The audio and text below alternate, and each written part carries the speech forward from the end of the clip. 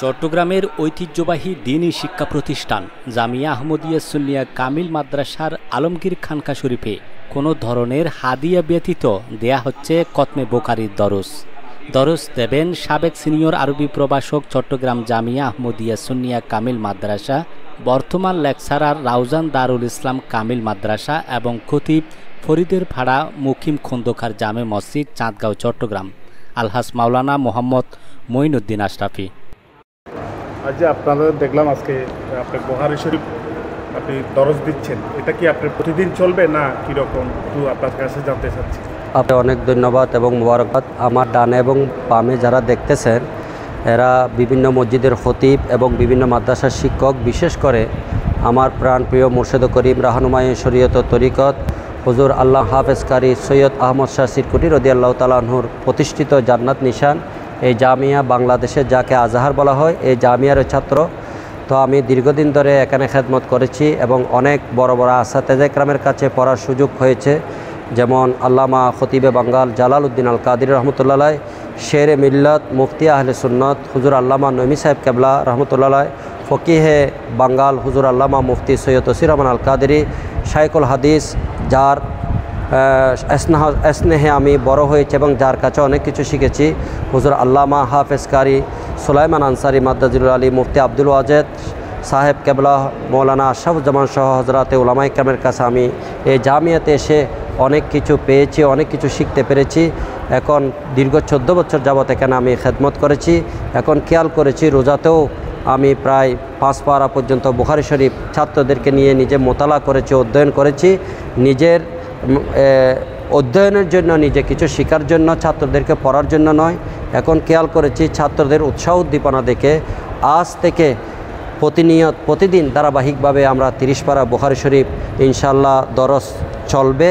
সাথে আসবা নাজায়ের, যেটা ফিকে হানিফির বড় একটা কিতাব, যেটা কামিল ফিকা ক্লাসে পড়ানো হয়, সাথে আকাইদে নসফি, যেটা ফাজিল ক্লাসের মধ্যে পড়ানো হয়, এগুলো আমরা দরসের জন্য চেষ্টা করব।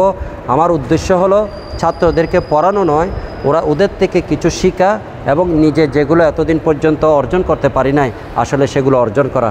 ইনশাআল্লাহ আজ থেকে ধারাবাহিকভাবে 30 পারা বুখারী শরীফ, যেটার নাম আল জামিউ, আল মুসনদু, আস সহিহু, আল মুখতসরু মিন উমুরে রসুলিল্লাহ সাল্লাল্লাহু আলাইহি ওয়াসাল্লাম সুনানি ওয়া আইয়ামিহি, আল্লামা আবু আবদুল্লাহ মোহাম্মদ ইবনু ইসমাইল ইবনে ইব্রাহিম ইবনুল মুগিরা ইবনে বারদেশবা আল বুখারী আল জুফি রহমতুল্লাহ, যিনি এই শওয়াল মাসে ঈদ উল ফিতরের রাতে ওয়াফাত বরণ করেছেন এবং 13 শওয়াল যিনি দুনিয়ার জমিনে এসে আমাদের অনেক উপকার করেছেন এবং আল্লাহ নবীর হাদিসের খেদমত করেছেন।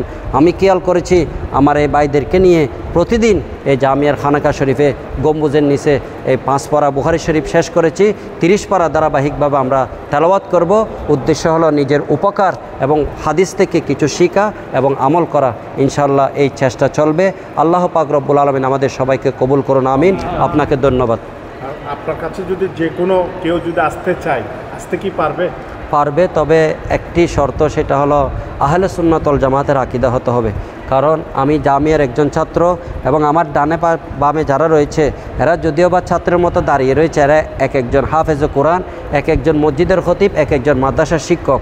তো আমার হুজুর কেবলা বলেছেন এই জামিয়া হলো মসলকে আলা হজরতের উপর এটাকে বুনিয়াদ দেওয়া হয়েছে, স্থাপিত করা হয়েছে, বুনিয়াদ দেওয়া হয়েছে, মসলকে আলা হজরত পর বুনিয়াদ ডালা গিয়া। তো আমার উদ্দেশ্য হলো যারা এখানে আসবে তারা আহলে সুন্নাত ওয়াল জামাতের আকীদার হতে হবে। বিশেষ করে শাহীন শাহ সিরকুট মুর্শেদে করিমের প্রতি ভক্তি এবং অনুরক্ত থাকতে হবে। বিশেষ করে সুন্নি জামাতের আলেম হতে হবে। অন্য কোনো খারাপ উদ্দেশ্যে আসলে এখানে সুযোগ হবে না। আর ওদের কিছু আপনাকে কি হাদিয়া কি দিতে হবে? না, আমার কোনো হাদিয়া নাই। আমি আল্লাহর ওয়াস্তে এগুলো পড়াচ্ছি। উদ্দেশ্য হলো দুনিয়ায় শান্তির জীবন এবং পরকালে যাতে হায়াতুন নবীর সুপারিশ অর্জন করতে পারি, এটাই হলো আমার লক্ষ্য এবং উদ্দেশ্য। আসসালামু আলাইকুম।